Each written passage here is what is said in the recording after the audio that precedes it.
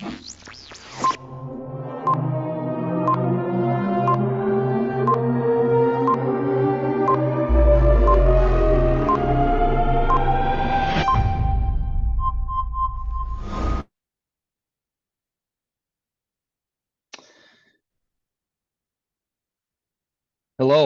welcome to the Stand Up for Grain Safety Kickoff event for 2024. I'm Mike Bertrand. I'm a Compliance Safety Health Officer with the Sioux Falls, South Dakota OSHA area office. Little background about myself. I grew up on a livestock and grain handling, grain farming farm in Wilmot, Minnesota, just a little bit north of there in the 80s and 90s.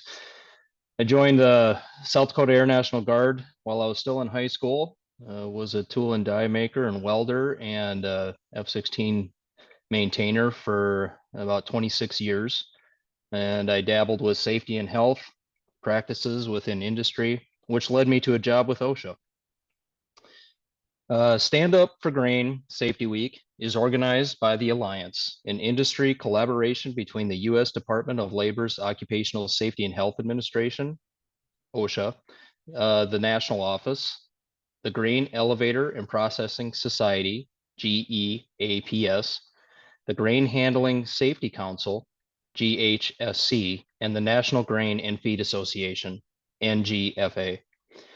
The Alliance partners with others to host the kickoff event. This year, the South Dakota Agriculture Cooperative Safety Directors Association and the South Dakota Safety Grain Bin Engulfment Prevention Summit are honored to be hosting today's event. Unfortunately, due to the severe weather, the in-person portion of the event was canceled, including on-site demonstrations. Our kickoff today will be virtual. During today's session, if you are connected and have technical problems, write a private chat to Sala Issa. Sala is our Zoom master today and will respond to you as quickly as possible. Should you become disconnected and need assistance, email grainsafety2010@gmail.com. Stand Up for Grain Safety Week is a dedicated week of safety that brings together the vast community of people who handle and store grain to focus on how we all have a peace and safety and renew our commitment to safety in our workplace. During the week, there are virtual learning sessions daily at 10 a.m. Central Time over the focus topics. Additionally, there are Spanish language sessions on Wednesday and Thursday at 2 p.m. Central, and a bonus Spanish language session on Friday at noon Central Time. There is still time to register for all of these sessions. Visit standupforgrainsafety.org to register. You are able to use the same link you receive upon registration confirmation for all of these sessions. Due to increased security, there is no longer a public Zoom link, and registration is required. Today and throughout the week, we want to hear from you. There are several ways to interact with us. Use the chat box during sessions to make comments, give suggestions, connect with others, and ask questions. Take the polls and surveys and participate in the chat rooms and the question and answer sessions. Let's get our participation started. If you haven't already, tell us where you are located by dropping a line in the chat box. See, it looks like we have people from Illinois, Idaho, Wisconsin. That's great. We love to hear all these locations. Montana, Missouri, Ohio.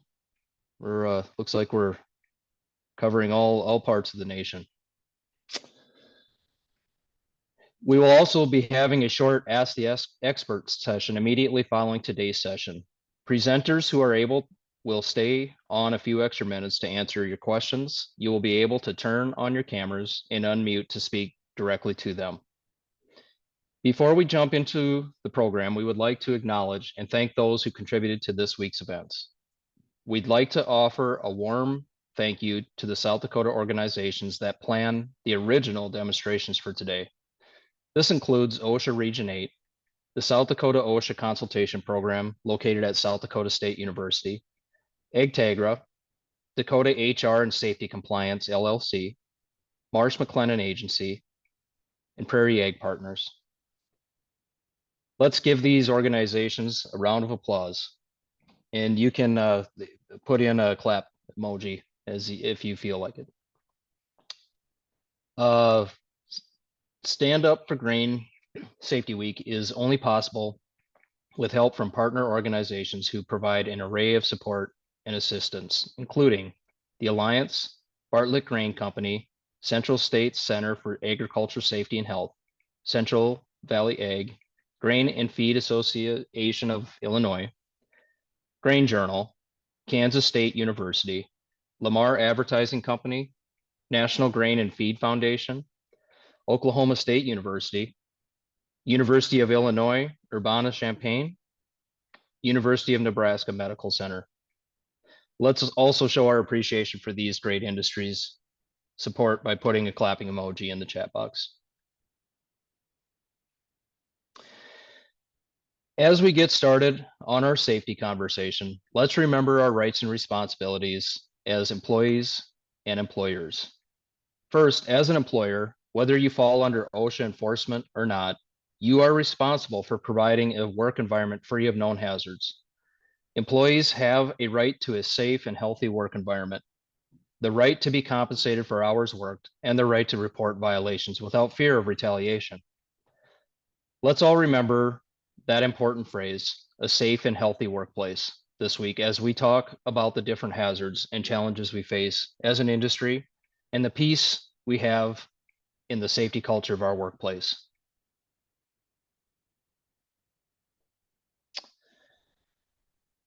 Let's kick off 2024 Stand Up for Grain Safety Week.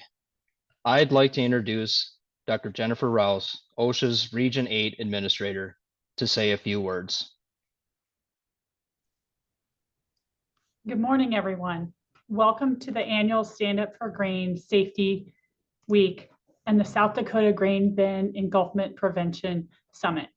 Thank you to our OSHA Alliance members, the National Grain and Feed Association, the Grain Handling Safety Council, and Grain Elevator and Processing Society for sponsoring this annual national event. And a special thank you to the South Dakota Agricultural Cooperative Safety Directors Association for their continuing safety efforts and their ongoing participation and engagement with this and prior stand-ups. While we sincerely wish that this event could have been in person, it did not make sense for a safety event to endanger lives by having folks travel in poor weather. We encourage all of you to use risk management in both your work and personal travels. Prepare for weather, make sure your vehicles are well maintained, don't drive distracted or impaired, and give workers in roadway work zones and farm vehicles plenty of room. Thank you again to the Planning Committee for their quick shift to ensure we can still provide valuable content today. We hope to be back in person next year. Agriculture has been and will always be a backbone of the American economy, our past and our future. When I started in my safety and industrial hygiene career almost 40 years ago at the University of California, Davis, go Aggies, I learned about agricultural hazards and how they impacted families.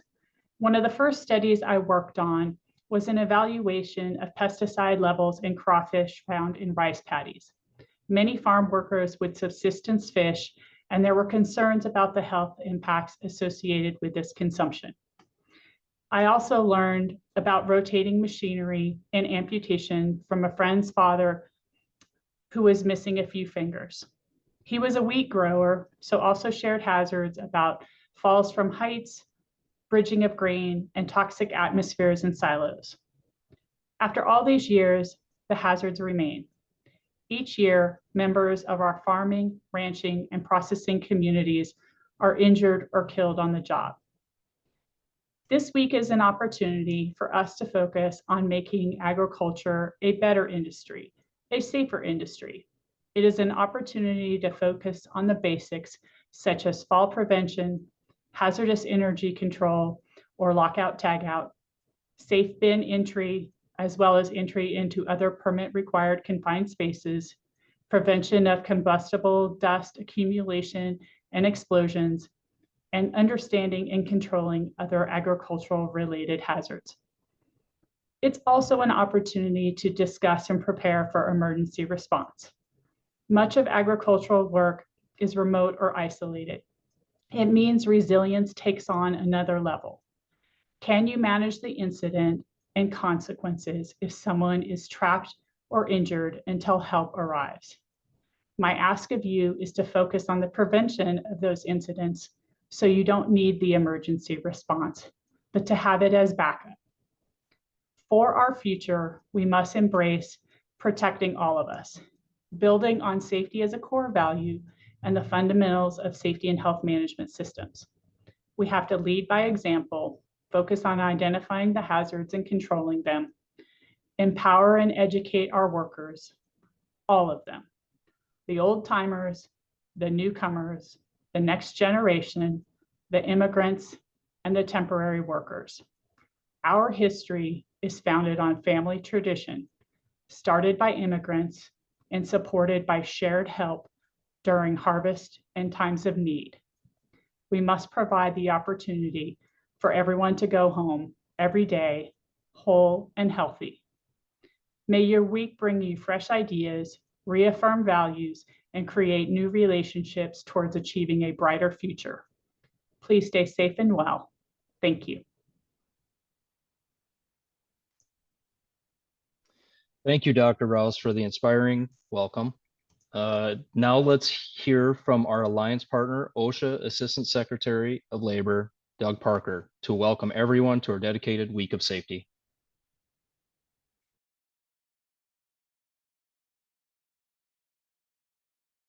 I'm Doug Parker, the Assistant Secretary for the Occupational Safety and Health Administration.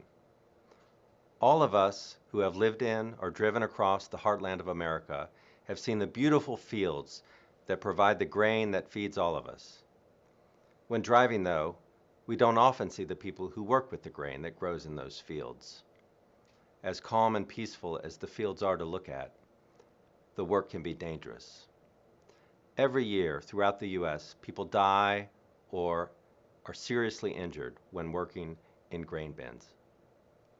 According to an annual report from Purdue University, in 2022, there were at least 42 cases of grain-related entrapments, including 15 worker deaths.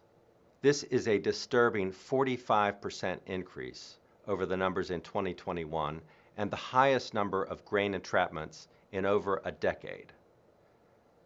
There were also 3 grain dust explosions in 2021 that resulted in 18 injuries. Young and immigrant workers are common in this industry, and they are often unaware of the hazards that can threaten their safety and health.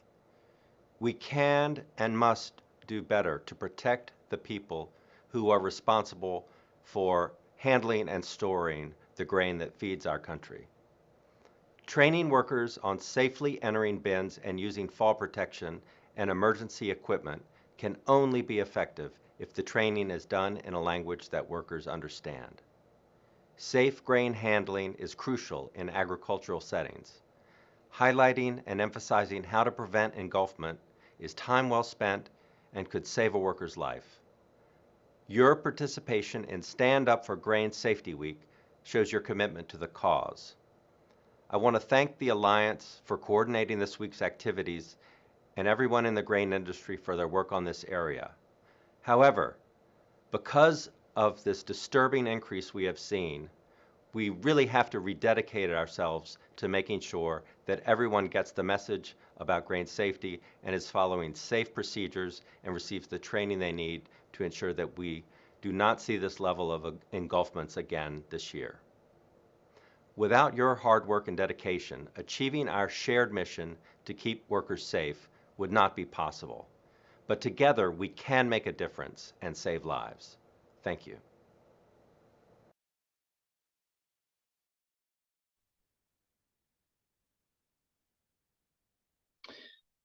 We appreciate OSHA's support and participation in this industry-wide effort.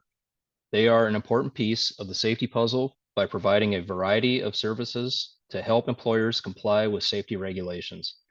A main goal of Stand Up for Grain Safety Week is to encourage companies to dedicate time for safety training, and investing in training is a part of building a strong safety culture, another piece of the safety puzzle.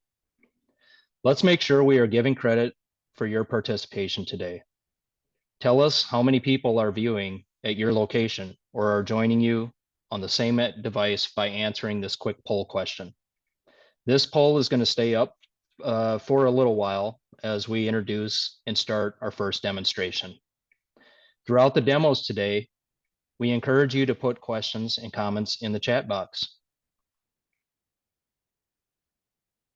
And it looks like we have a pretty good showing of people chiming in. That's great.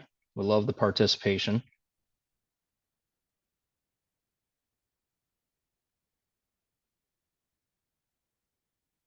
This is great. All right.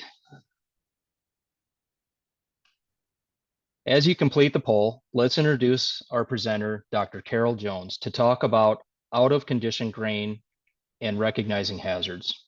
The connection between grain condition and safety for both structures and workers is a strong motivation for the equipment research and the training she has provided throughout the United States, the Middle East, China, Europe, South America, and Canada.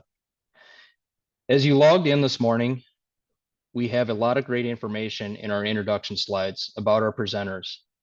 If you want to learn more about the presenters, you can go to Stand Up for Grain Safety website. Welcome, Dr. Jones. Will you please share your screen?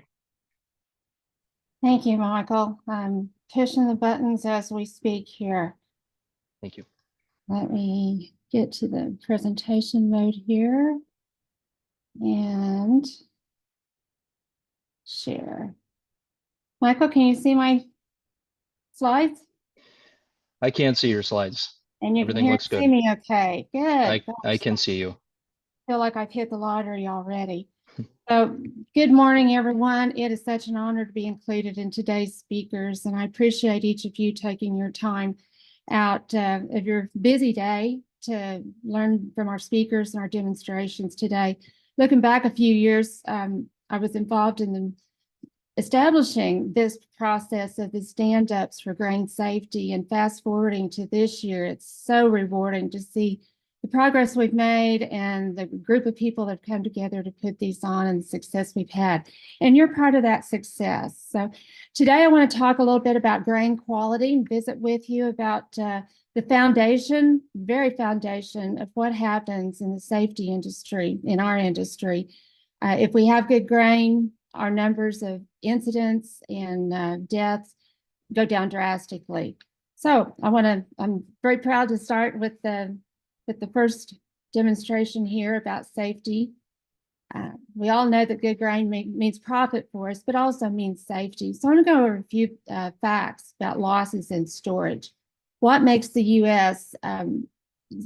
Considered to be the expert in the world on grain storage? Our post-harvest losses are around 5% compared to maybe a third world country, which loses 50 to 70% of their crop. The reasons for this difference is that we have electricity and technology. We're able to do things like we're doing today with training and getting information out. We have a third-party grading system and a strong marketing system and a transportation system that allows us to move our product all over the country and export in a really quick fashion. And then we have chemical availability, and we have regulations on those chemicals that keep them viable for years to come and help prevent resistance in our insects. And we don't see that in other countries. So the world looks to us about grain storage and the quality of grain that we're able to produce. But along with that large quantity of grain and the expediency that we provide grain throughout the year comes some safety issues. And that's really what we're here today to talk about. Some other facts, and some of these you may see other reports that vary a little bit, but the story is still the same. Farming is a very dangerous occupation. Of course, our grain bins are a part of that. Estimated more than 300 children die each year on the farms, and that's just a really sad statistics. Under 16 years account for about 20% of those farm fatalities. And that doesn't even begin to mention the permanent disabilities, and we don't even have really good records about those disabilities. So it's a rough environment we work in. The speed at which we handle grain is so much faster than it was when we were children. I played in the grain bin just like many of you did, but we handled grain. Gosh, a scoop shuffle would have been faster. But now we're handling grain at 20,000 to 40,000 bushels an hour. And it's just so hard to make a safe working environment, treating it the way we did 40 years ago. So let's look back. We want to focus on this grain quality issue. Gosh, we just have to look back about a little over a decade ago to the 2010-2011 corn crop in this country. We had over 50 entrapments and 24 deaths that year from Purdue's report. And that's because our grain was wet. We didn't have any dry corn to put in the bins. We were rationing fuel for the dryers, and our corn did not store well that year. And we can closely relate that to the number of entrapments and death that year. This year, we're on target with some really high numbers. Bitch reported the other day on Facebook that we'd already had 9 or 10 so far, and we're still just in March. And I think we're seeing the same phenomena as we saw in 2010, 2011. Our grain is wet going into the bin. We've had humid air, so our dryers and our aeration systems are having a bit of a challenge. So we will see more entrapments. I think the difference we have now going for us than we did in 2010 and 11 is we've had a lot more education. We're seeing more rescues and fewer deaths out of those entrapments and entanglements. So that's a good news. But 77% of our grain bin accidents happen during unloading and cleaning bins, and it happens with out of condition grain. You can get trapped in 4 to 5 seconds and completely buried in 20 seconds. That's not very long. If you're completely buried, your chances of survival are minimal. So we want to prevent that. We've got a lot of good information out about rescue, but prevention is where it all starts, and that's grain conditioning. There's 3 ways generally that entrapments and entanglements happen: blowing grain, collapse of a grain bridge, or an avalanche of a vertical grain wall, in other words, grain stuck on the wall. All of those things start with poor quality grain. We have mold in the grain, we have high moisture content pockets, maybe we have soldiers or the mounds of grain in the middle of the bin. That all happens with poor quality grain. It can happen in a grain bin, or it can happen in a gravity wagon. Here in Oklahoma, some of our biggest incidents have happened either in trucks or gravity wagons. So you always have to be mindful of the quality of the grain you're handling and who's working around it, what training they have, and what equipment they're using. These are things you don't want to see. I didn't want to highlight anybody's particular facility, so these are generic pictures, but on your left there, that is of course a steel bin, and that is the start of a wall or an avalanche coming from the side of the bin. The next picture down are like stalactites or stalagmites, whichever those are. Soldiers, the industry calls them. They're from drips in the bin or from pockets of high moisture grain not being mixed up with the drier grain. The next picture is a hunk of mold that probably would not have gone through the reclaim system. Somebody would have gone into the bin to break that up, so it'll go through the underfloor reclaim system. The next picture is mold and grain that has actually charred itself. Grain can self-combust when the mold and the insects make the temperature go up to a point that we're above that flash point. In the lower right-hand picture there, that is a chunk of grain. I don't know whether it goes all the way to the bottom, but that's from a drip that has come down a temperature cable. So these are all things that you don't want to see in your bin, but they are quite common, particularly the one over on the left with the material stuck on the wall. In soybeans, often we see pods causing this kind of a problem also. One thing we do know is that quality never improves in storage. The best it's ever going to be is right out of the field. We may improve the marketability of it or the value of it, but we don't improve that grain quality. It's the best it's going to be. So the best we can hope for is to keep it in that condition. Hopefully it doesn't decline too much. If we have poor grain going into the bin, it's not going to get any better, and we're going to have problems handling it. That's why it's so important to keep records on what grain goes into what bin, and I think the industry does a great job of that, but our managers need to know what bins to really focus on. If we've had some wet loads going into a bin and we don't have spreaders in the bin, it's kind of a false hope that that grain is going to equalize throughout the bin. That looks good on paper, but in fact, you can create some pockets of high moisture grain in your bin, and then you'll have some mold problems and insect problems that you don't even know about until we have a really big problem. So the management of temperature and moisture and those changes, that's critical. My daughter one time asked me, Mom, how many ways can you tell somebody to keep grain cool and dry? And if it were that simple, that'd be great. But that really is what we need to focus on. And fortunately, we have a lot of equipment, a lot of technology that helps us with that.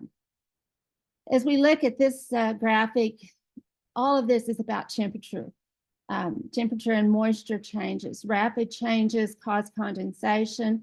You can look through each one of those pictures there in our little bin. And we see things that happen all over the Midwest. We were talking about the weather earlier. Many of you have snow today and freezing temperatures. And I'm here in Oklahoma and it's 60 degrees out. But next week we may be 0 degrees. So those big temperature swings cause us a lot of problems, particularly in steel bins because of the temperature change. If you have a 15-degree temperature difference between your grain and the air in that bin, condensation can happen. It only takes a difference of 15 degrees.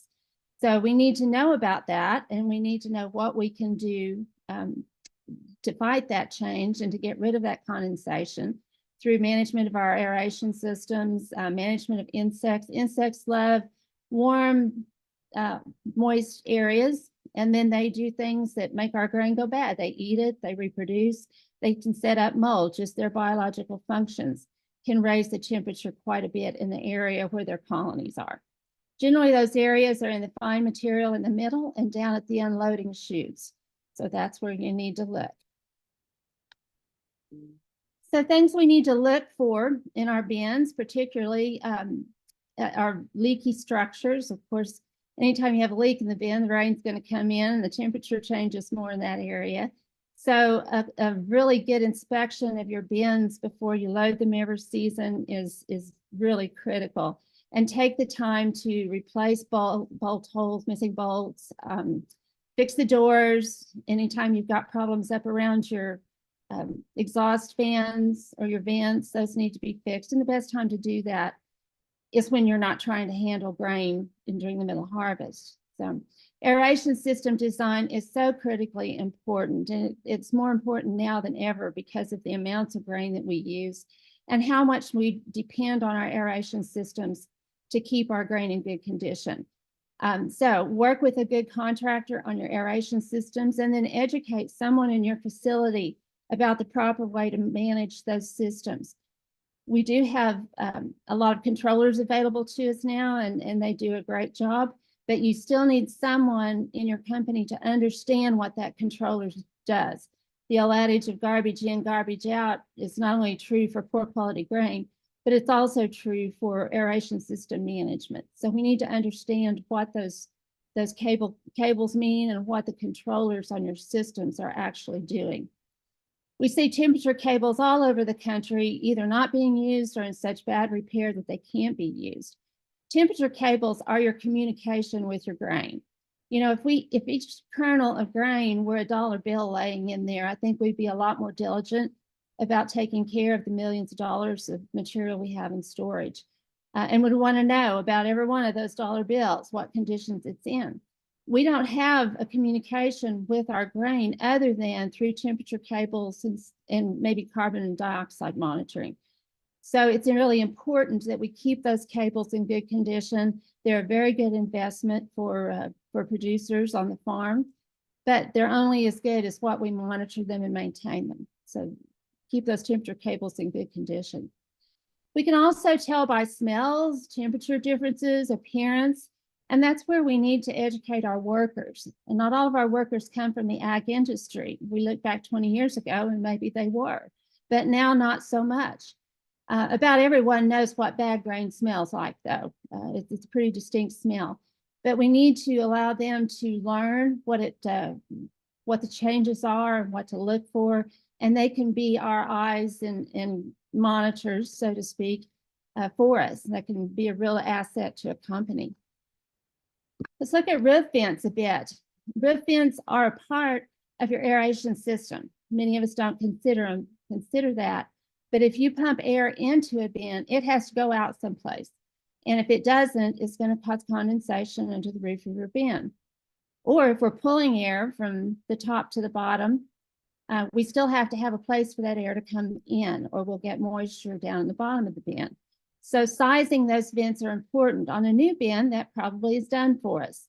But as we retrofit older bins to put different aeration systems on it, be sure to check your vents and exhaust fans at the top. An exhaust fan is not meant to pull more air through. It's meant to air out the headspace in your bin. So don't rely on your exhaust fan to be pulling air up through the entire bulk of the grain. What else do we look for? Insect activities. Now, I know those of you in the northern part of the country don't feel our pain down here in the southern part of the country, but insects can tell us a lot about our grain. The insects that are mold eaters, if you see those kind of insects in your bin, then what does that tell you? You have mold in your bin someplace or they wouldn't be there. We have insects that bore holes in our grain that causes IDK, and you're going to get docked for it. If you're seeing a lot of flour, then you've got the external feeders in your bin. So it's important to know your insects and to have a plan on how you're going to handle that. What fumigation practices are you going to use? That's all part of grain management, and it's all part of grain quality. So those of us down here in the South, it's really hard for us to cool our grain down below 60 degrees or optimally 40 degrees. That's a tough thing for us that harvest in the summer. So we need to know what insects we have by trapping or sticky traps. That tells us a lot about what's going on in our grain. If we get grain down below about 11% moisture content, a lot of our insects, we just can't find them. I don't know where they go, but they're not in the grain. So it's another good reason to watch moisture contents. Nobody on this webinar today would ever do this, I'm just real sure, right? I know one more truck, I can get it in the bin. And then all of a sudden we have an overfilled bin. This is bad for the structure of your bin. We can't get headspace ventilation started. We can't look into the bin and see across our level of grain. It's just impossible to monitor that grain surface. So it's just a bad practice. Another thing that happens is that our aeration system can't get the air distributed properly through all of the grain bulk. So make it a practice not to do that. Core your bins as you load some grain, pull some back out and reload it. It also helps break up the fines in the middle of the bin.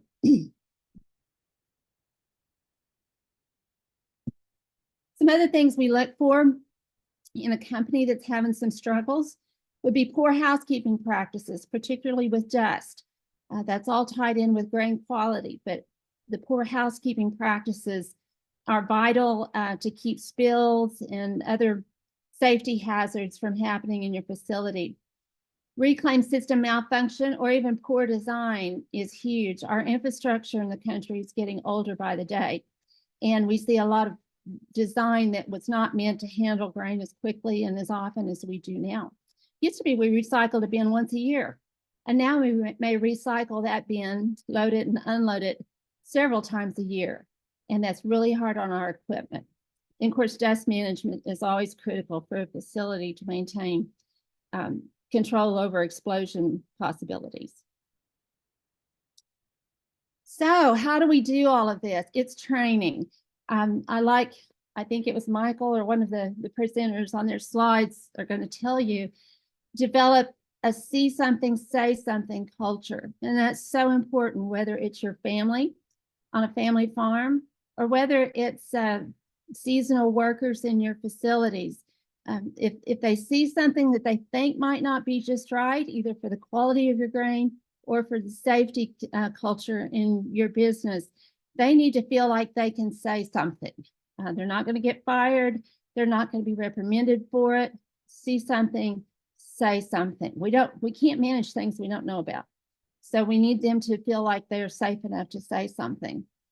Training resources, man, this is where we have made so much progress in the past 10 years.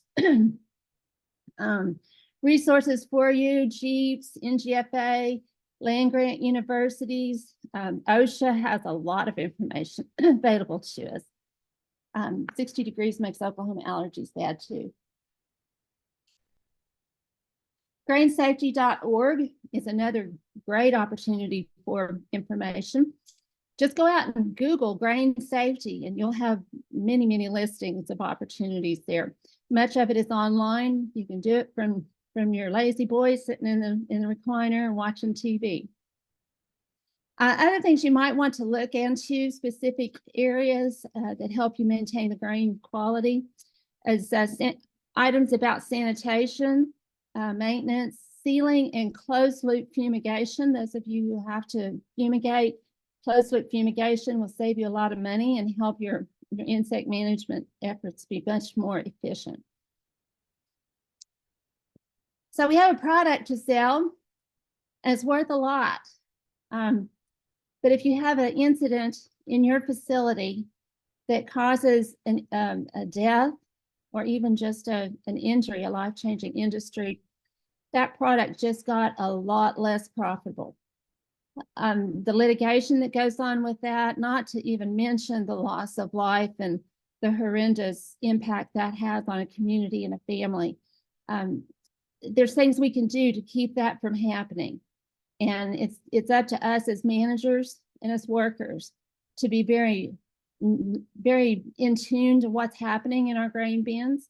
It is a part of a big picture. Each one of us is a part of that puzzle, and you're going to see mention of that several times this week, what your part in that puzzle is. But we all have some kind of a part in keeping that grain in good condition. If people don't need to go into the bin to break up the clumps and work in an area where it's unsafe, then we don't have these incidents. So keeping people out of the bin is important, and that takes good grain quality to do that. And then we all go home at the end of the day and we make more money. So that's a win for everyone. Mike, with that, I'll turn it back over to you. Okay, that's great information, Dr. Jones. Thank you. If anybody has any questions for Dr. Jones, please post those in the chat box now.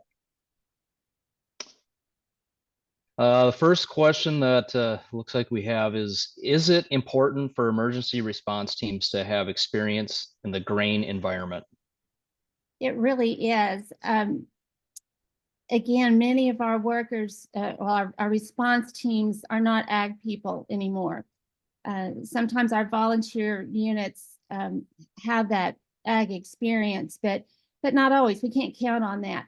So if you can invite your local response unit out to your facility, gosh, have a barbecue, pancake dinner, feed them pizza. They'll always come if you feed them. And while they're there, walk through your facility and let them see where the electricity comes in, where they could park a truck so that they don't pump carbon monoxide right into your bin. Where's lockout, tag out, who is in charge? All of that really helps. And then they need to know what that environment is like on the inside of a bin. It's not going to be like anything else they're trying to do.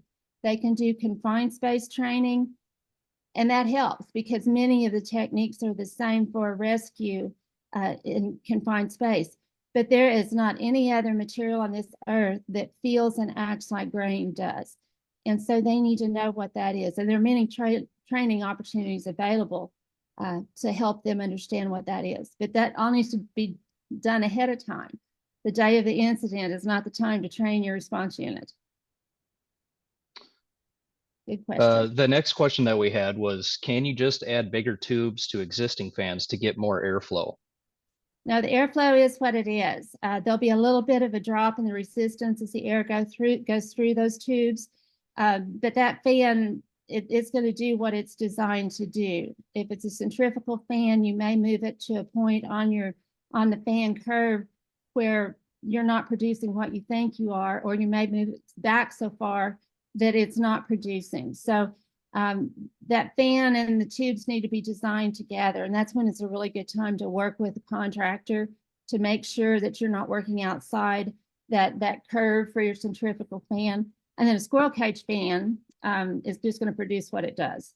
So you need to stay within the confines of the operating system your fan's designed for. Okay.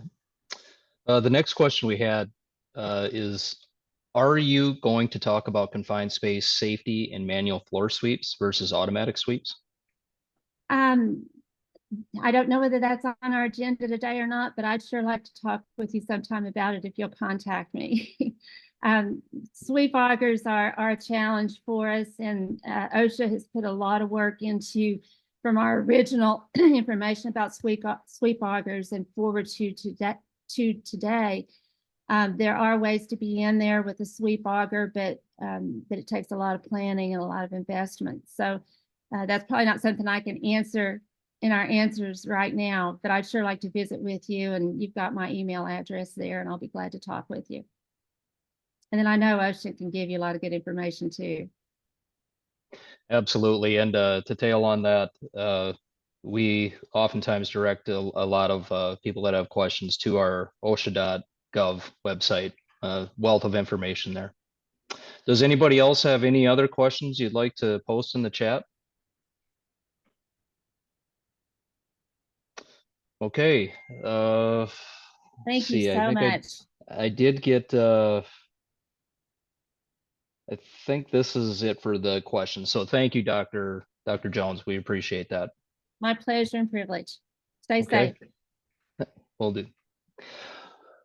Okay, our next demonstration covers the control of hazardous energy, lockout, tagout prior to bin entry, in a video put together by Eric Wallen, OSHA Compliance Assistant Specialist with the Sioux Falls OSHA office, and Greg Durinek from South Dakota OSHA Consultation program, who is a program director at South Dakota State University.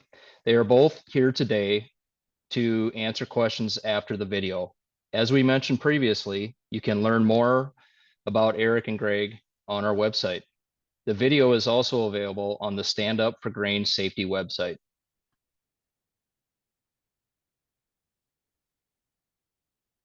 Good morning, everybody. Today, I'm here in the Prairie Ag Partners grain handling facility in Oldham, South Dakota, and we're going to talk about hazardous energy control. My name is Eric Wallen. I'm a Compliance Assistant Specialist out of the Sioux Falls area office in Region 8, and with me today are our three gentlemen. Hi, I'm Shane McLeod, Prairie Ag Partners Oldham Location Manager. I'm Jim DeSalvo. I also work at the Oldham location for Prairie Ag Partners. I am a grain handler. I'm Greg D. Rake. I am with South Dakota OSHA Consultation at South Dakota State University. Excellent. Today, these gentlemen are going to run through procedures it takes to lock out a bin prior to entry so they can do whatever task needs to be done in that bin. So with no further ado, let's go ahead and get started.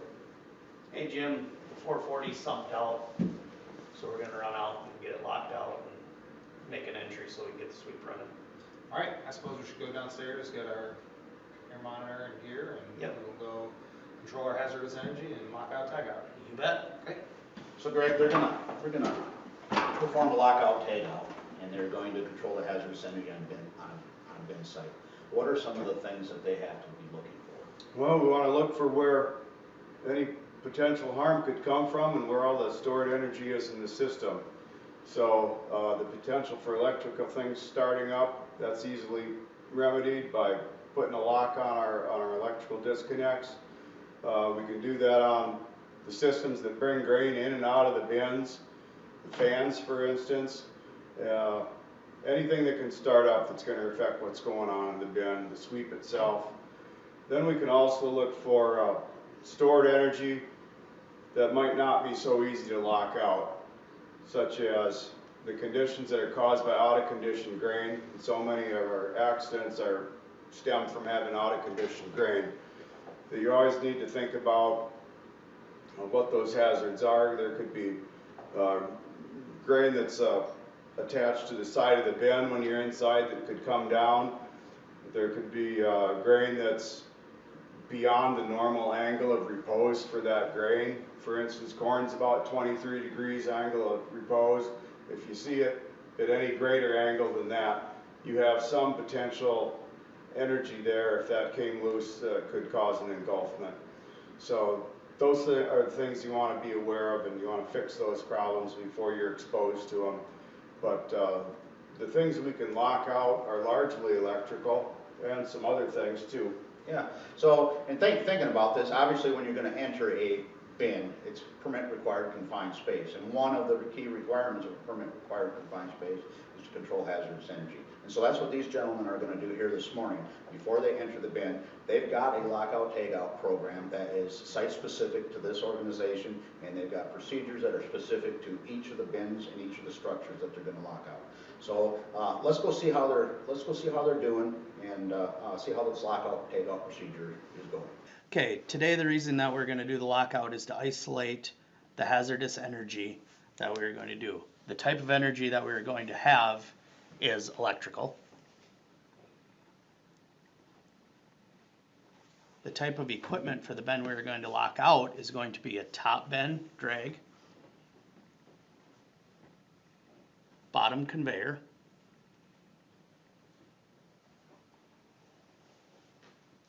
and sweep, bin sweep. The location of the equipment on our facility is going to be on the south pit. The purpose for our lockout tagout in Part B is going to be to get the sweep ready for operation.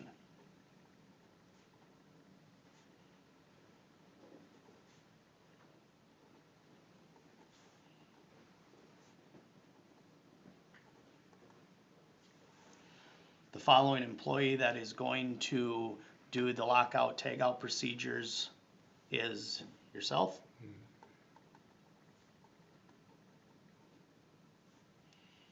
Make sure you print and sign. And now we can go out and start going through our steps for a proper lockout. All right, now that we've effectively notified all the employees that are going to be involved in this lockout tagout procedure, Jim is going to go through and shut off the electricity at this point.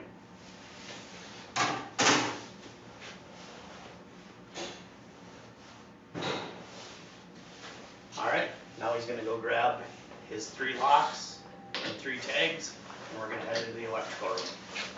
All right, Greg, where are we at in this process so far? Well, Jim's de-energized the top conveyor, the leg, and the south reclaim conveyor is off as well. And he turned them off here on these switches. But this isn't where we're going to do the lockout, because this is considered control circuitry, more prone to failure than the actual disconnects in the MCC room next door here.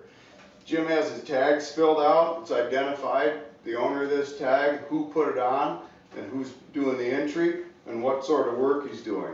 He's going to set up the power sweep in that bin. And he's the owner of this lock right now. Can you talk a little more about the locks? Yeah, one more thing I want to add to this control panel. You know, Greg talked about you can't use the circuitry switches for control of energy because, you know, they can fail, right? The other thing that you want to think about, if Jim's in the bin and he's working away and somebody comes on shift and doesn't know that Jim's in the bin, doesn't know that there's something going on, and he comes in here and he says, oh, why is the receiving leg off? And he goes and flips that switch on, then Jim's in a world of hurt in that bin. So that's the other reason why you just don't rely on the switch gear here. You actually have to go lock it out. And like Greg said, you got your name And any remarks, any information, and the date that it was signed hooked to this lock. And this lock has one key, and each employee gets a key, right, that they put in their pocket. No managers get that key, nobody else gets that key. That employee is responsible for that key. So, and then additional, you know, Greg, you had mentioned if multiple people have to. Yeah, someone might go in and help Jim clean out the bin later. Yeah, so then you got a system like this where it's a multi-lock clasp. You go ahead and put it on the lock in there, and we'll show you that in a minute. And say there's 6 employees, there's 6 holes. You put 6 padlocks in here with 6 tags, right? Just like that, just like so. And then I'm gonna put mine on there, I'm gonna lock that, and then take that key. So you got multiple locks now. Every employee's got his own lock. So before that system can be re-energized, the very last employee to take the key out and take that lock off is the one that's going to be able to de-energize it. So just a good point to remember. And it's you know, over here they have a lockout tagout board, and they have a lockout tagout board in every area where they're going to have to use it. So that's a good practice. Anything I'm missing, Greg? I think if we do this right, nothing's going to get turned on accidentally. I like that idea. So here we're going to go into the electrical room, and we're going to see how Jim's doing on his lockout takeout procedure. Next step is going to be isolate the energy. So we're going to identify the energy. These are all labeled on the MCC. So we got our top conveyor, trip that one down, and then lock and tag that out.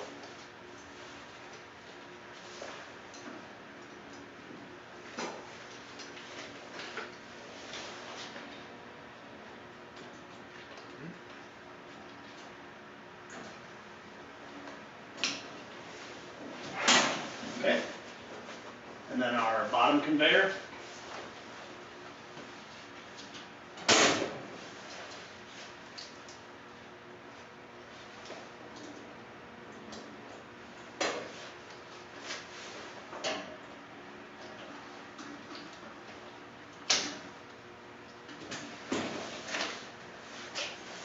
And then our sweep conveyor.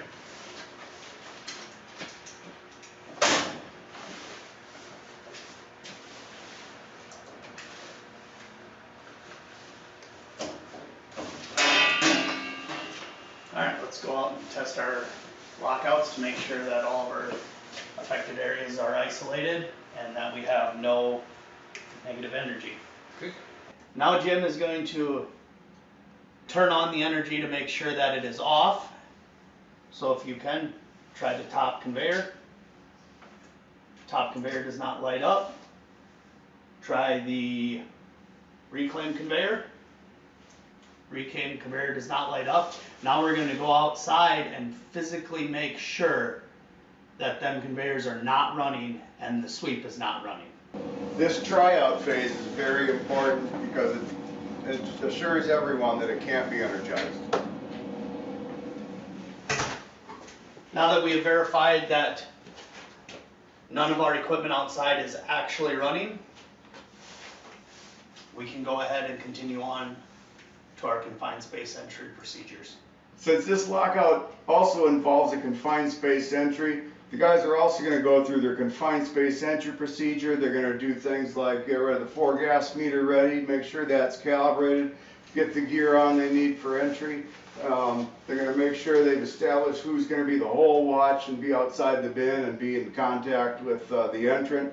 And those things will all be talked about at some other point during the training today, but just know that they're getting it done too. Alright, we're done in there. Go ahead and power back up. Alright, you're the one that's in control of it. Why don't you come down with your keys and unlock it and power it up? Alright, got it. Now that we're done with our bin entry, we're going to come and unlock all of our power sources. You got all your keys with you? Yep. Outstanding. You got all the tools out and everything? All the tools out, all the guards are in place. Yep. We're ready to put our energy back on. Heat. There we go. Here, I can have that one.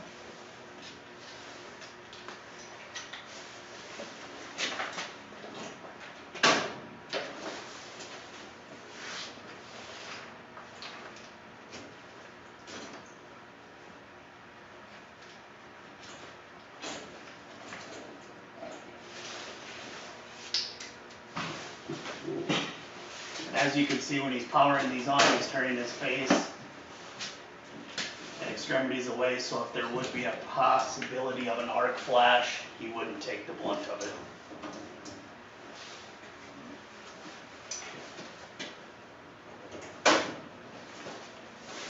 All right, now that we got it all unlocked, let's go make sure everything's up and running. Okay. All right, Greg, so let's wrap up this training session today. We're here at this cooperative, and we're talking about lockout tagout. And what Jim and his supervisor did this morning, they controlled the hazardous energy in that bin so they could get in there and do some sweep work, and then exited the bin and released the hazardous energy, and they went back to work. Did you see any problems with any of the things they did this morning? They did a great job. We have to control those hazards.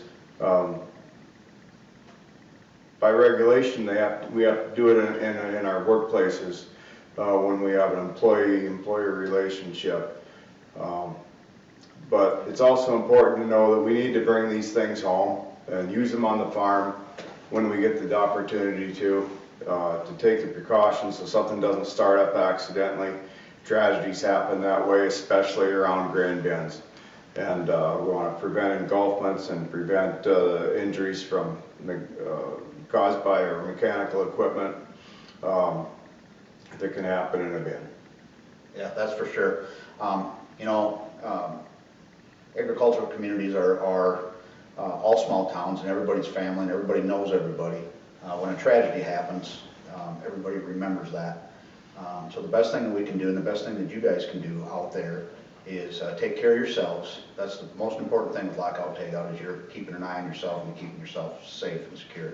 Do not do things that would require you to cut corners. All right, before we close out, I just want to take a moment to thank Prairie Ag Partners for allowing us to come on their facility.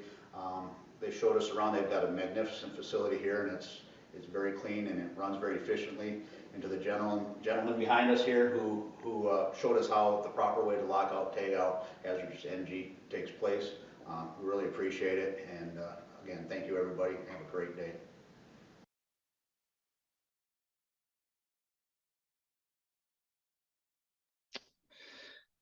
Great presentation, Eric and Greg. Ensuring you have correctly assessed the bin conditions, as Dr. Jones explained, and equipment has been properly locked out, tagged before entering a grain bin will prevent the majority of engulfments. If you have any questions for Eric and Greg, please post those in the chat box now.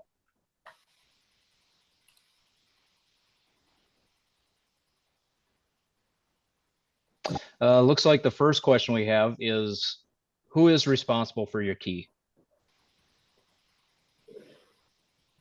I guess I'll answer that question.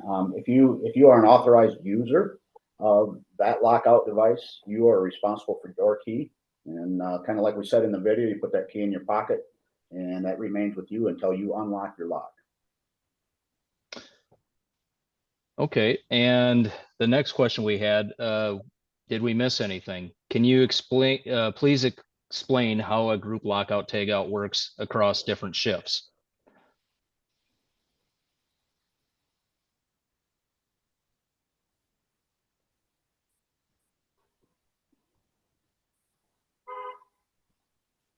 Greg, were you gonna chime in on that one? Group lockout tagout in general industry, you're starting a new entry permit. No, if you're doing the entry, you need a new entry permit. Lockout tagout, you needs to be an established procedure in the workplace for how you're going to transfer the ownership of the locked out equipment. Okay. Excellent description. Looks like we don't have a whole lot of questions for this particular topic. So I think we're going to just move along here since we're just a little bit behind. Thank you, Eric and Greg. You can also visit standupforgrainsafety.org to download free resources on this and additional topics covered this week. Before we go to break, let's hear from another of our alliance partners, the National Grain and Feed Association, talking about their piece in the safety puzzle.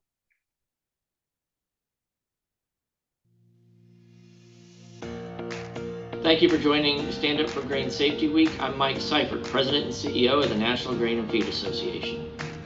First, I want to thank Jeeps, the Grain Handling Safety Council, and OSHA for bringing the entire industry together to focus on safety each year. At NGFA, we champion the individuals who've transformed America's harvest into feed, fuel, and fiber. Ensuring their safety is our primary concern as we work to cultivate healthy workplaces. To achieve this goal, we are dedicated to creating and sharing safety resources covering everything from hazard awareness to regulatory compliance and best practices in grain handling facilities. You can find these free tools available on ngfa.org/safety. In our ongoing commitment to enhance our safety resources, we recently partnered with Joe Milneck, an expert in the field. This will allow us to continue to provide timely and effective resources to our members, including videos, training modules, and guidance documents focused on safe grain handling and regulatory compliance. Keep an eye out for our new webinars throughout the year, especially during our Harvest Safety Week, where we focus our efforts on addressing the heightened hazards during the busy harvest season. During last year's Harvest Safety Week, we focused on the importance of fostering a safety-minded workplace. Each employee being empowered to speak up about safety is crucial to these healthy workplaces. We also encourage company leaders to maintain an up-to-date safety and health management program. NGFA provides several free resources to help companies build their regulatory compliance and safety training programs. Participating in Stand Up Week is a privilege for the NGFA as it provides a vital platform for on-site safety discussions. As we embark on this week-long initiative, I urge each of you to seize the opportunity to engage in conversations about grain handling job hazards and your company's safety policies.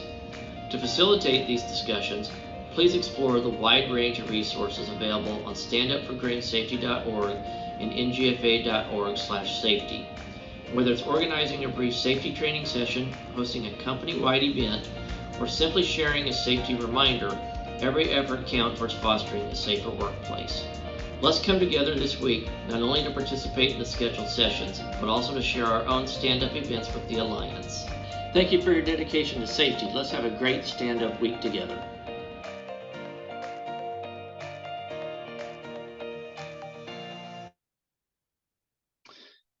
That was a great message from the NGFA. We appreciate all of you participating in Stand Up for Grain Safety Week kickoff event today. We are halfway through with today's presentations, with more to come. Let's take a couple of minutes to stretch and refill coffee. We will see everyone back here in 5 minutes.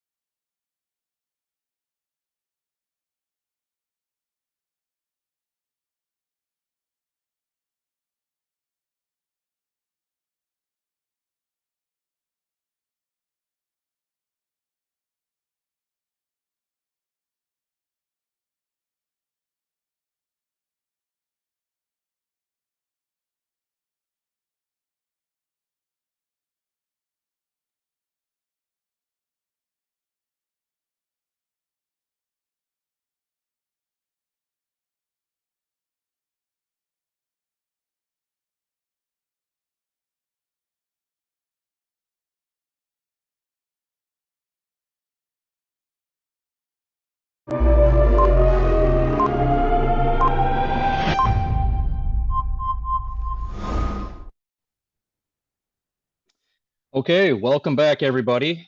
Let's get settled in for the second half of today's program with a bonus demonstration brought to you by Alliance Partner, the Grain Handling Safety Council, GHSC, and the Central States Center for Agricultural Safety and Health, CS Cash. Let's welcome Ellen Dyson from CS Cash for a quick look at PPE. Ellen began her career as a microbiologist researching tuberculosis and leprosy, periodontal disease, cancer, pesticides, and nerve agents. She moved into agriculture, health, and safety, where she researches farm injuries and fatalities and serves as the outreach coordinator for CS Cash, working with partner organizations and providing training as part of her role. Remember to put any questions in the chat.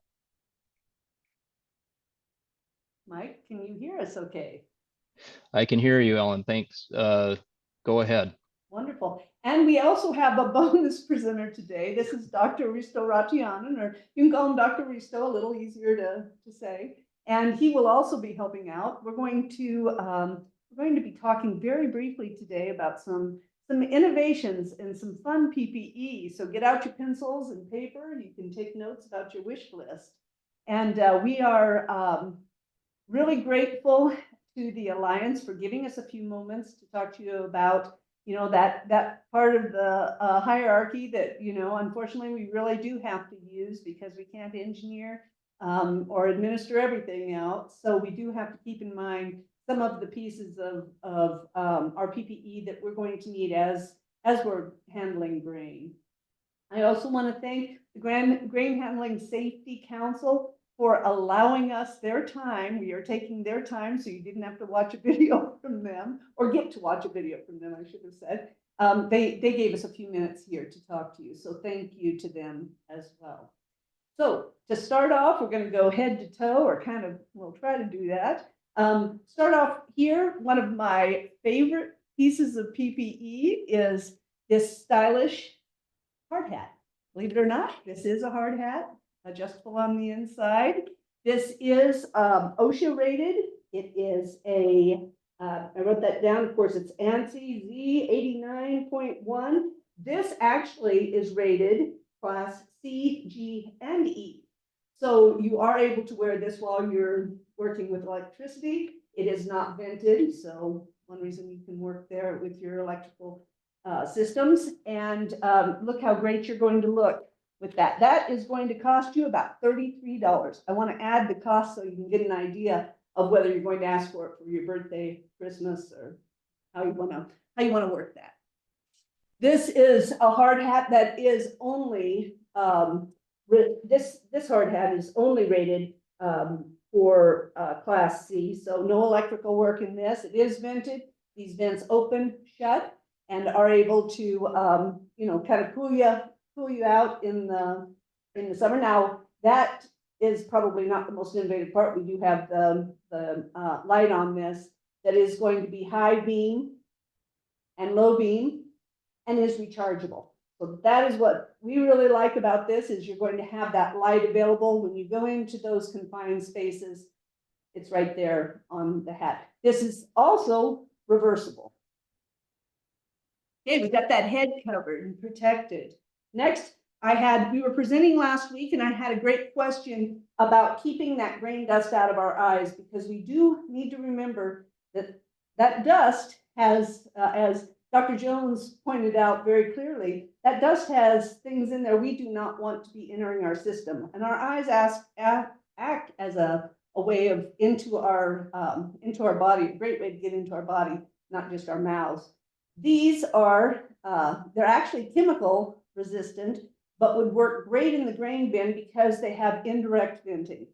And that means that dust is not likely to be getting in there. Plus, they're fog resistant. Always look for that as well. So keeping a pair of these in a space that is not hot, so not in your pickup all summer long, but maybe in hanging in next to your other work attire, where they can stay cool, because this plastic will degrade over time. So I added these for those of us that have reached a certain age. So look like regular safety glasses, but these are actually bifocals. And what is great about this is if you don't need other glasses in addition to your safety, with safety glasses, we know that we can get prescription safety glasses, but for about $14, you can have those bifocals in your glasses so that you do not have to keep putting those on to read. My husband uses these, he's in construction, so he can keep that dust out of his eyes and read the plan at the same time. So if you're needing some bifocals for about $14, and I should have noted, our goggles here are running about $8, so very affordable. This is something that you may or may have not seen when we're talking about heat safety in hot summer.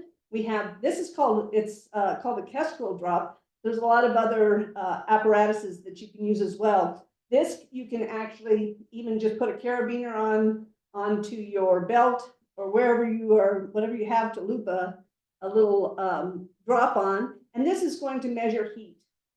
It's not only the ambient temperature, but you're also going to be able to get the wet bulb temperature, the heat index, and that's going to go directly to your phone, your computer, if that's where you want it. For safety, especially when we talk about those hot bins, this might be something that you might want to implement into your safety practice.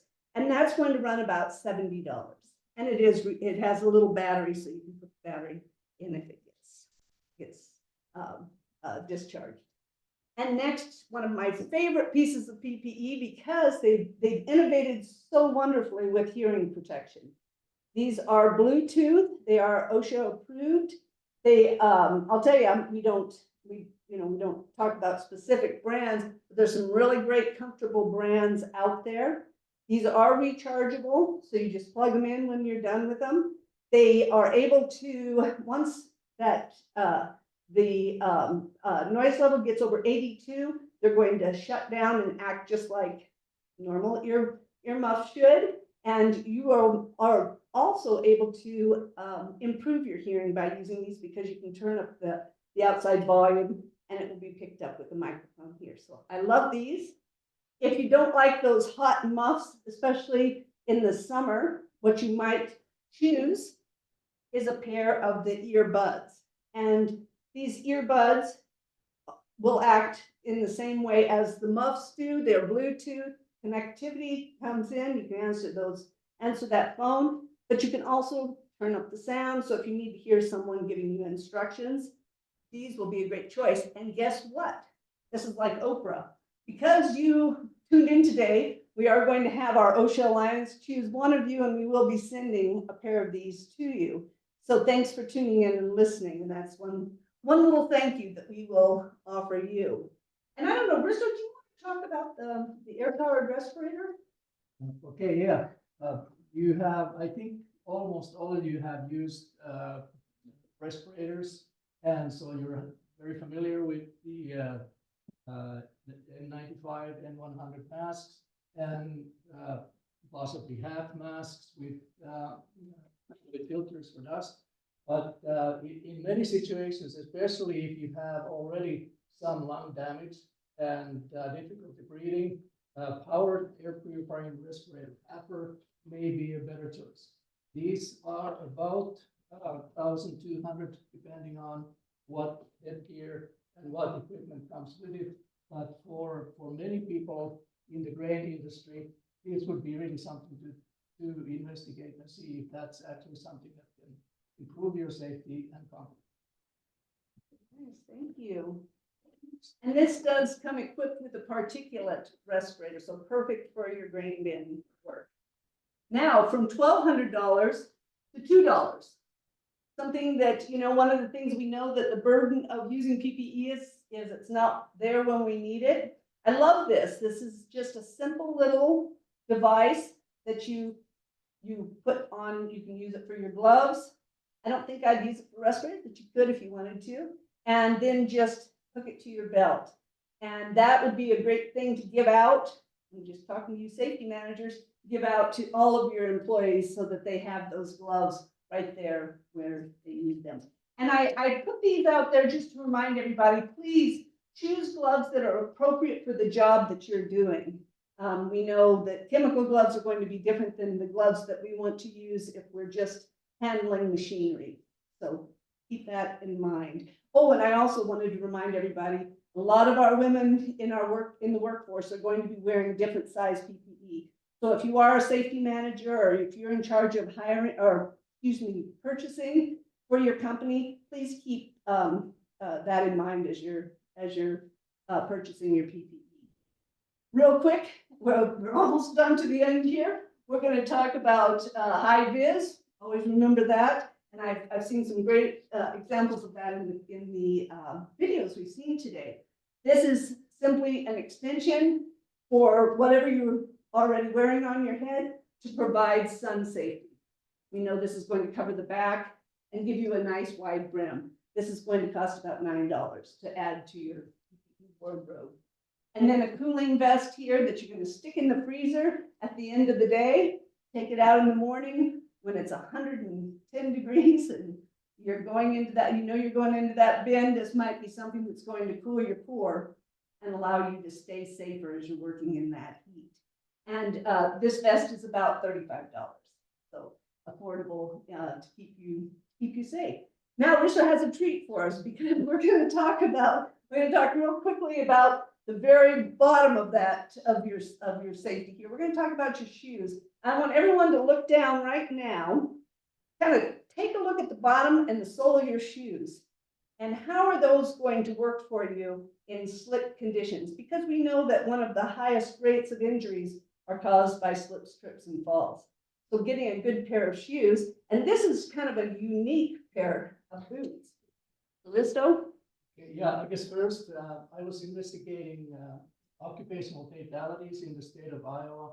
I remember two cases where boots had to do with that fatality case.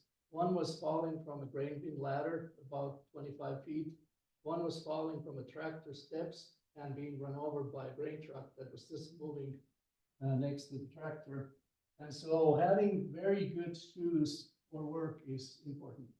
And we all have our favorite shoes and boots. I know these are kind of mine, or what's left of them after the dog got into them. But yeah, these are really loggers boots, and I can see scrapes. At least 2 times I was touching the boot with my chainsaw, and these boots have saved me from at least 2 injuries. And so think about the boots that you have, and think about the kinds of boots that you need when you're handling grain and when you're around equipment, steel, ladders, steps, and moving in different conditions, ice, snow, anything. So make an investment in good boots so that they can save your life or injury like mine have here. That's excellent, excellent. Thank you so much for sharing that. And I would encourage everyone to go ahead in the chat, put your favorite piece of PPE. If you have a new innovation, you've seen something that you are using or you wish you could use, put that in the chat because we love to learn from you as well. And with that, we'll turn it back over. Thank you, Risto and Ellen. That was a very informative demonstration to get us geared up for the week. And thank you for stepping in at the last minute, giving this surprise demonstration. To stay on schedule, we'll address the questions for Ellen in the Ask the Expert session immediately following the conclusion of today's kickoff. Just remember, don't log out of Zoom if you have any questions. For the last 30 minutes, we're going to move quite quickly. We want to take a moment to remind you that you can receive 2 certificates for participating in today's event. The first is a stand-up participation certificate. To receive this, go to Stand Up for Grain Safety website. The short form provides you an opportunity to also share what you are doing for Stand Up Week, as well as provide feedback. It also helps the Alliance see the impact of Stand Up Week. If you have any ideas about future topics you would like to see featured, you can also drop a line in the chat box. The second certificate is an attendance certificate. It will be posted as a link in the chat box for you to download. If you have any problems, just email grainsafety2010@gmail.com. The Alliance will work on replying over the course of this week. Our third demonstration for today covers bin safety. This demo was also originally planned as an on-site demonstration. Unfortunately, due to the weather, we're going to play a video that Beth Locken, Director of Safety and Environmental at Agtegra Cooperative, and Trevor Keating, Safety Director of Prairie Ag Partners, put together for us. Beth and Trevor are both here today to answer questions afterwards, after our noontime ending date time. And if you have, and you can learn more about Beth and Trevor on the Stand Up for Grain Safety website. I will mention that you may have a hard time hearing some things due to the bin ventilation fans, drag conveyors, and wind noise. Good morning, I'm Eric Wallen, Compliance Assistant Specialist, OSHA Region 8, and I'm here today to talk about confined space entry with some professionals in the agriculture industry. I'm Beth Locken, Director of Safety and Environmental for Agtegra Cooperative, based out of Aberdeen, South Dakota. I'm Trevor Keating, Safety Director for Prairie Ag Partners out of Lake Preston, South Dakota. I'm Chuck Lemon, Grain Supervisor here at Andover, Agtegra. Thank you, everybody. So what you're gonna see here in the next 20 minutes, you're going to witness the procedures for a confined space entry permit and what they have to do before they can enter a bin, and the procedures for once they get out of the bin. So thank you. Hey, Chuck. Hey, Beth. So per morning huddle this morning about having to get in and check the sweep in bin 30, I did go ahead, I've got everything locked out and ready to go. And then we did check it on the PLC here to make sure that nothing will run. So I think whenever you're ready, we should be ready to go into bin 30 and get that checked. All right, we'll have to fill out the bin permit, the confined space permit, to begin entry. We'll have to go through this. Sure. So I'll be the entrant. I'm the one that put the locks on everything. I've got my tags on out there and I've got the keys in my pocket. So we're going to check the bin sweep. Okay. Remind me, I know you checked the sweep to see how many times it's been around. Just for my own knowledge, how much grain is in there, or did you see anything concerning when you looked in there? No, there's nothing. The sweep has gone around a couple of times. There's just a small layer on the floor. There's really no hazards left. Okay. We should be safe to go in and do what we need to do. Okay. Do we have I'll put the grates in the sumps when I get in there, so I can't step in any of those. Yep, absolutely. Okay. We'll monitor the air when we get out there. So I'll wait with checking those off until we get out there. I checked all of my equipment. The harness is in good shape. That tag line that you just got us, that's brand new. So the anchor strap for all of that's good. So I'll just carry the bag out there as we go out there to get everything hooked up. I'll grab a flashlight. We still have those approved Class 2 Group G flashlights, those intrinsically, those new ones you guys just got us. That was really good. And then I'll take my radio out there as well. Yep. And then we've locked out, I can go out there and show you, but we've locked out the fill gate, the reclaim gate, and then the sweep and the power to the sweep.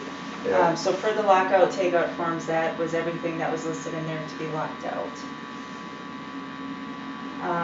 And then, did you send that email to the safety department? Yes, I did. We have a reply that the department's been notified. Okay, sounds good.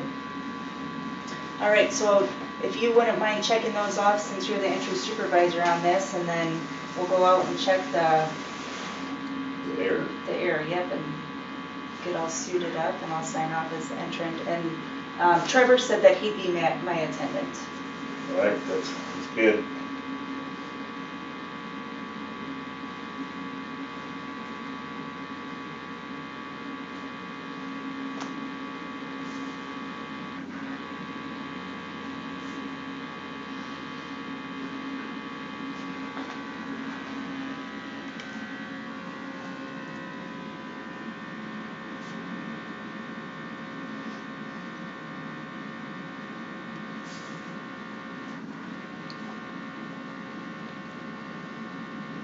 All right, we'll need a couple of signatures of the entrant and the attendant, Okay. and then we can continue on to do the air quality test.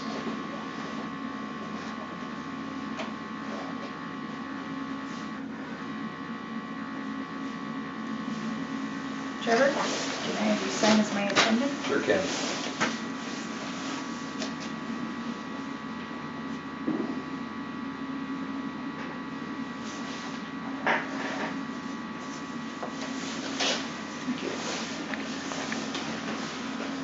All right, on to the next thing. Go. Hey Trevor, as I'm getting this on, can you make sure my D-ring's right? Yeah. Yeah, which center is it? Yeah. Right between your shoulder blades there. All right, good. Cinched up. Got my, No straps are twisted or anything. okay, Things thank are you. looking good there. All right, I'll tighten up a little more here, get my leg straps tight.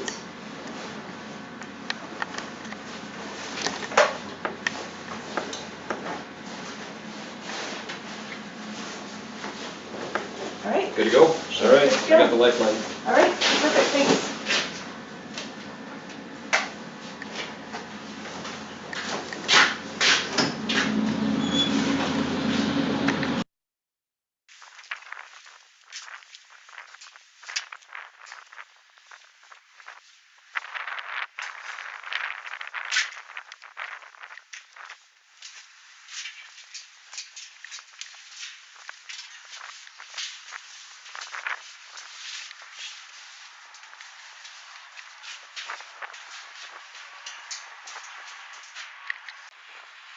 All right, so I didn't get a chance to check the sweep auger down there because I just locked it out. So I'll verify the lockout tag out here and the tractor pump. Neither of those would work. So I think we're ready to check the air.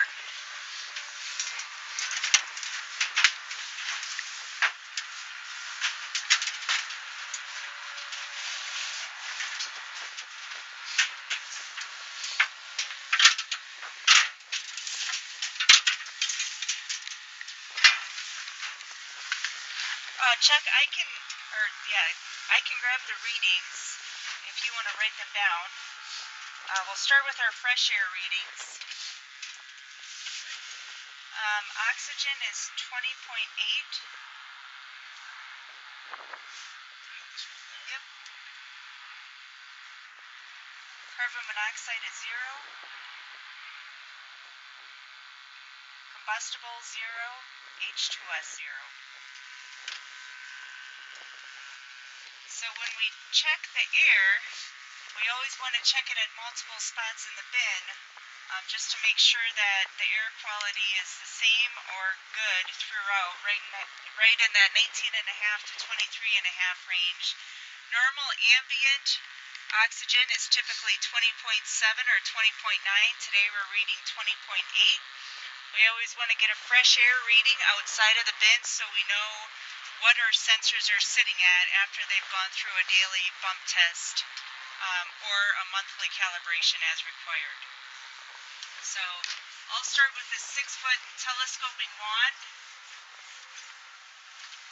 That's nice to have so we can make sure that we get a true reading without having to break the plane of the confined space. And based on the length of your tubing between the wand and your air monitor, that will also indicate how long you have to wait before you take a reading. We have a pretty short tubing here, so I will only need to wait about a minute before I'm comfortable with the results of the air monitor.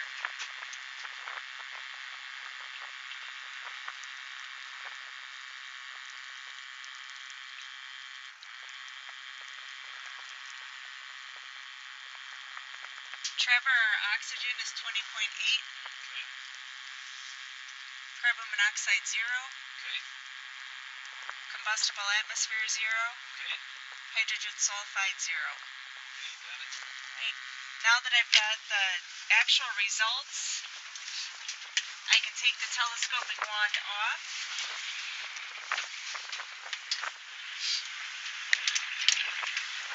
And since this air monitor has a pump that pulls the air through the inlet, this is called an active monitor, A passive monitor would not have this pump that would actively pull the air through. So for our confined space entries, we do all active monitoring and we do continuous monitoring, meaning the person inside of the space will always wear the monitor. So this is a bin that's 135 foot in diameter. So the air could change from the entrance of the bin to the outer ring of the bin, depending upon the conditions inside of the bin. Since we're just checking the sweep in this bin, this is good quality corn and we haven't had any issues with it. This is this harvest corn that we're putting through the bin. So I'll go ahead and clip this on my harness so we can get continuous air monitoring.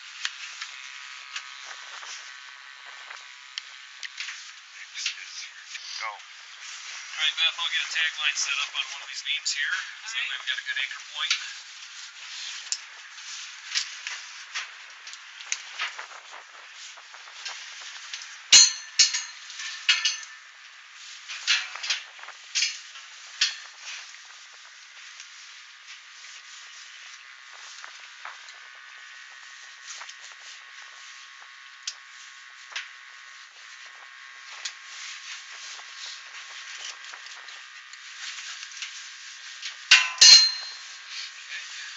So, Trevor, remind me why you picked that beam and not this railing? I picked that beam because we need an anchor point that can withstand 5,000 pounds of pressure. The railing only needs to withstand 200 pounds of pressure in either direction, and that's just not going to be enough to be used as an anchor point. So we picked the girthiest thing that we know that can basically hold up a full-size pickup, and it's the best option that we have in this case.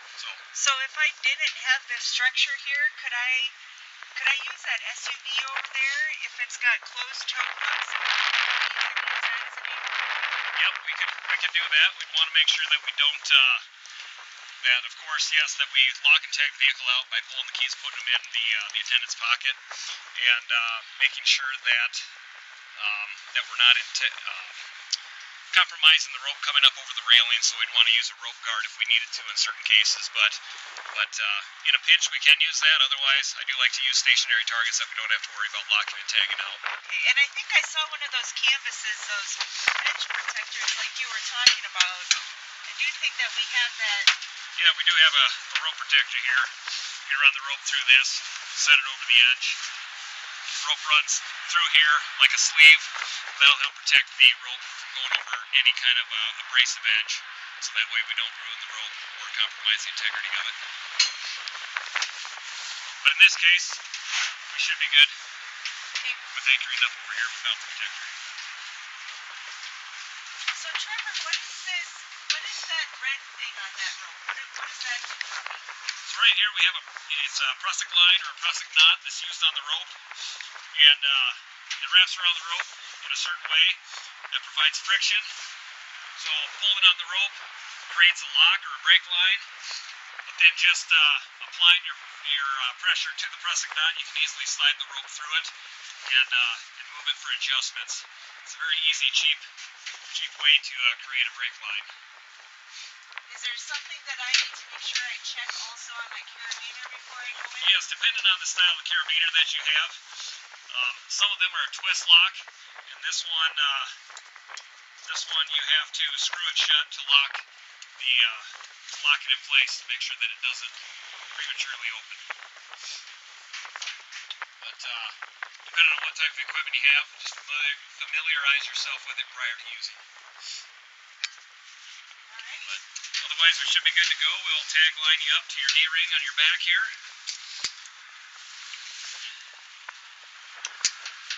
And again, making sure that we screw that carabiner shut so that way it's locked. Test it.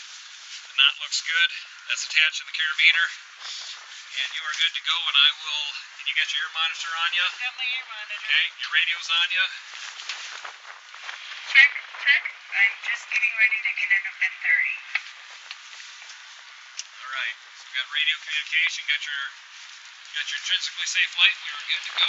We'll keep giving you a slack as you go in.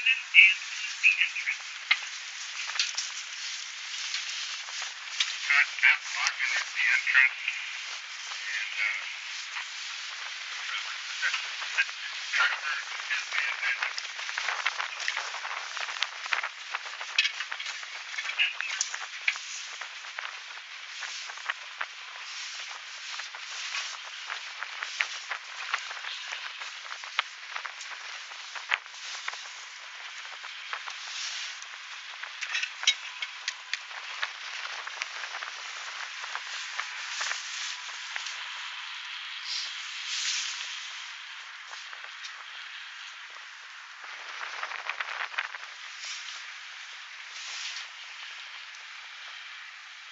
Okay, everything looks good. I'll be coming back out.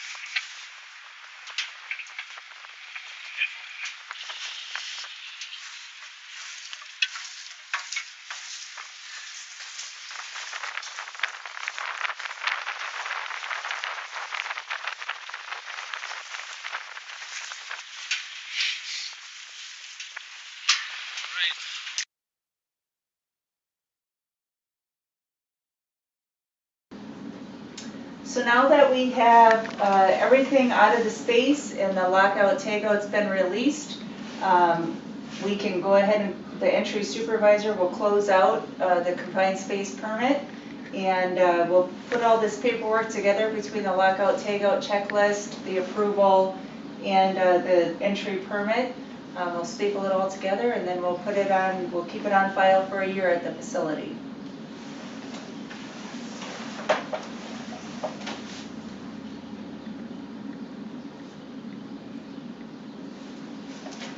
All right. Thank you.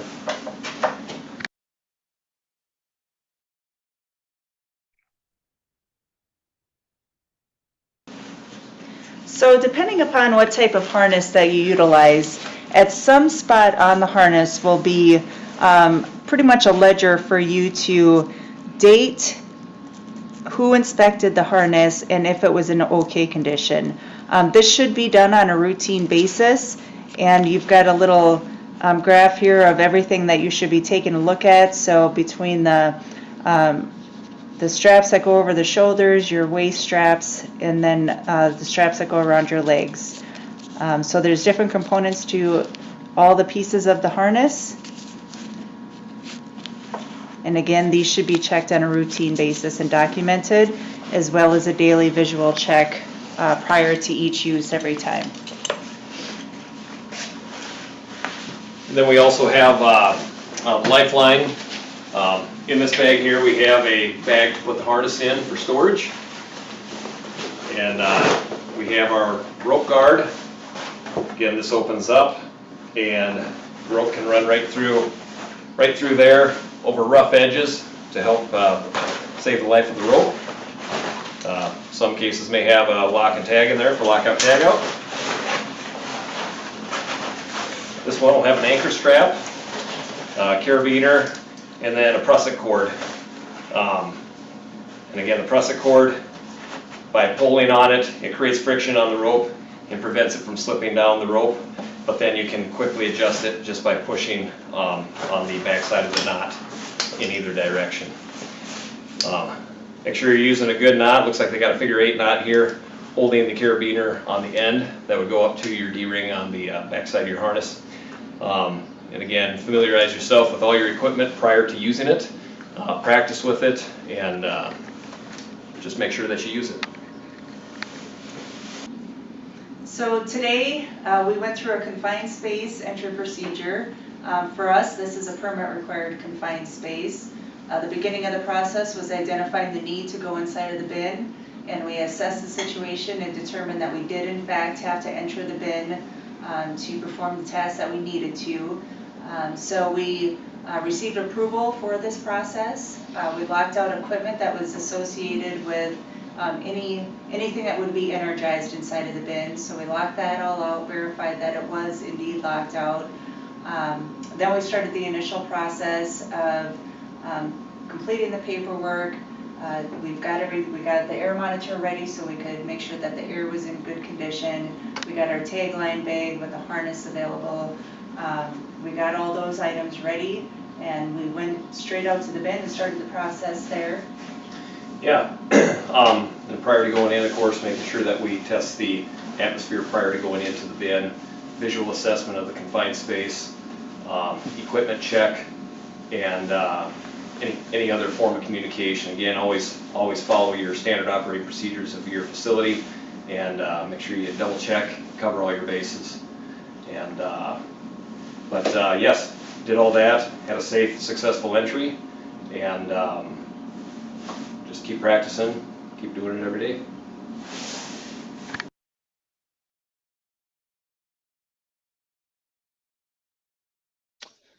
That was very informative. Bin entry should always be a last resort. The decision to enter should be carefully considered as it has the potential of putting the entrant at risk. Once we make that decision, we need to remember it is a multi-step process involving those things you do before entry, as well as the steps to take when entering, as demonstrated by Beth and Trevor. Making sure you are completing all the steps can help ensure a safe entry. Let's take a few minutes for questions and take advantage of Beth and Trevor's knowledge. Please post those questions in the chat box now. We are running just a little bit tight on time, and we want to make sure we get all the way to the end of our presentation before the noon hour. So just remember that we're going to keep Zoom open past noon so that you can maybe ask all of our experts a few more questions privately if you'd like to also. Thank you, Beth and Trevor. Proper bin entry is a critical safety measure for this industry. We cannot cover all of it in depth during today's session. We encourage you to be familiar with OSHA's Grain Handling Standard 1910-272, the Permit Required Confined Space Standard 1910-146, as well as schedule comprehensive training for those who will enter bins. Remember, employees should not enter bins for any reason unless they have received proper training. Now let's watch a short video from our last alliance partner, GEAPS, the Grain Elevator and Processing Society, as they talk about the most important piece of the safety puzzle, people.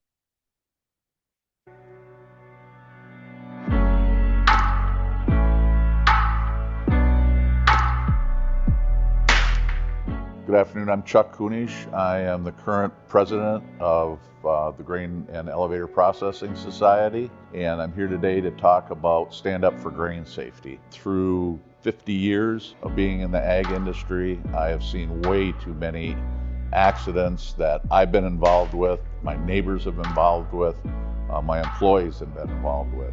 And as an industry, we're much more aware of those now, and we're doing many things to mitigate those and not have them. But unfortunately, across my desk every day, I still get the articles about people that are entrapped, grain dust explosions, and we hope to be able to highlight that during Stand Up for Grain Safety. And hopefully through that, some people will make some better decisions and be able to return to their families every night uninjured.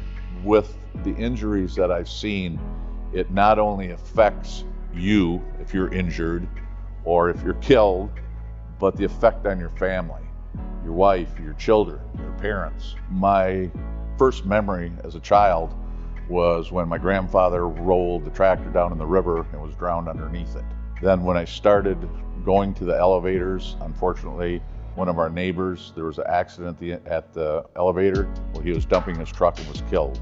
And so that was when I was 15. So I've had the experience of how dangerous an elevator can be, and seeing those things happen and know that people can get hurt or killed. As a safety director, it's become my passion to try to do what I can do to minimize those. As we come into Grain Safety Week, it'll be a whole week of events. The first one will be a hybrid, on-site and virtual meeting, and throughout the rest of the week there'll be different topics that we'll be talking about. And ultimately our goal is to send you home safe to your family every week. We see the incidents dropping, and my other safety professionals that I talk to, we're all talking and telling the same story. So we know the industry's paying attention to it, but again, there's still too many injuries and fatalities in our industry. There's no reason, no job, no project, nothing that we do is so important that you get injured or killed. And so we hope that you pay attention to Stand Up for Grain Safety, what it's telling you, take it to heart, and you can find out a lot of information at standupforgrainsafety.org. Talk to your facility managers, your safety managers, ask questions.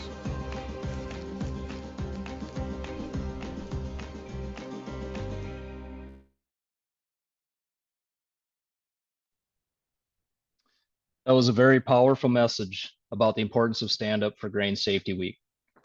Next, I'd like to introduce Barb Grove, Quality Manager at Central Valley Ag Cooperative, and past international president and board chairman of GEAPS, to talk to you about your plans for Stand Up Week and how you are a piece of this. Well, hello, everybody. Thank you for joining today as we're wrapping this up. And I just again want to say thank you to a wonderful planning group and speakers from South Dakota. So some tremendous information you gave us today. We do this kickoff. We have it, virtually. We were open to be there on site, but weather in the Midwest just doesn't always play along with us. But we do these so people have the opportunity, if they need resources. Our Stand Up for Grain Safety website has a lot of great resources also on all these topics. But really what's most impactful is what you guys can do right on site. What are you doing at your facilities? So I'm going to start us up a quick chat storm before Mike moves on. Throw out there in the chat, what are you going to do on site this next week to put a focus on your safety, your people's safety? Let's go ahead and see what you guys have to offer. I'm going to start it out, but I need you guys to join in.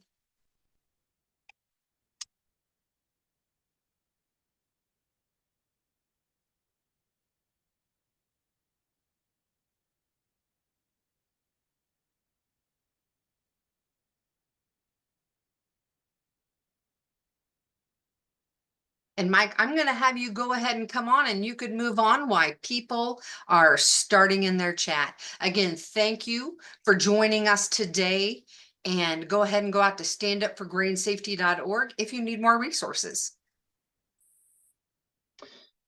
Thank you, Barb. These are some really great ideas that people are sharing in the chat today. I would like to just say I thought it was very interesting with Beth and Trevor's video talking about anchor points, some creative ways to anchor yourself properly and safely. So let's think about these great demonstrations today and all the information packed into them. To help us remember some of the main points we have covered today, we are going to put up a quick poll. We'll keep the poll up a couple of minutes so you can participate while we wrap up. Once you complete the poll, it will disappear from your screen. In addition to this poll, when you exit out of the Zoom session today, you will be sent a short survey asking for your feedback. Please take a minute to fill out the survey and provide the Alliance your feedback and ideas for future topics. You can also post your ideas and comments in the chat box.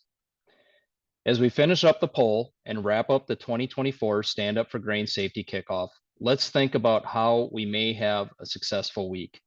Whether you plan on doing a safety event this week or later on, you can find plenty of free resources on the Stand Up for Grain Safety website. Also, take advantage of the other free learning sessions this week, including Spanish language sessions. If you have not registered, please do so. You can use the Zoom link in your confirmation email for any of the scheduled learning sessions. You can also find resources at several of our partner sites, including OSHA consultation programs and compliance assistance. We'll post a list of those of these sites in the chat box for you to grab. Okay, I think we're getting ready to take the poll down. Great job answering the poll, everybody. Those results, I believe, will be posted eventually. We hope you continue to participate in stand-up activities this week and throughout the year. Share your stand-up event by posting it on the Stand Up for Grain Safety website and on our social media sites, Facebook, Twitter, LinkedIn, with hashtag Stand Up for Grain Safety. Continue to check the website and social media for updates. Remember, you can receive 2 certificates for today's events. Your stand-up participation certificate signed by the Alliance and an attendance certificate. We'll put that information in the chat. We'd like to thank those behind the scenes that are helping to make this week a success, to include Ann Grievenkamp, the OSHA National Office, Barb Grove, GEAPS, Ellen Dyson, CS Cash, Sala Issa, University of Illinois, Chrissy Onstad, and the other staff at GEAPS, Catherine Reillet, GHSC, Brian Grimm and Jared Routh, Bartlett, and Jesse McClure, NGFA. And a thank you to our partners and sponsors for their generous support. As part of our continual effort to improve and expand our outreach and information sharing, we'd like your feedback. Please take a few seconds to fill out the survey that will pop up on your browser. Don't forget to attend the daily learning sessions this week. Thank you for attending the 2024 Stand Up for Grain Safety Week kickoff event. We appreciate your participation. We invite you to stay connected for a short Ask the Expert session. You will have the opportunity to unmute and ask questions directly to the presenters or put them in the chat box. Once again, thank you for joining us today. We wish you a safe, healthy, and successful Stand Up for Grain Safety Week. This concludes our formal event. Ask the Expert will start shortly.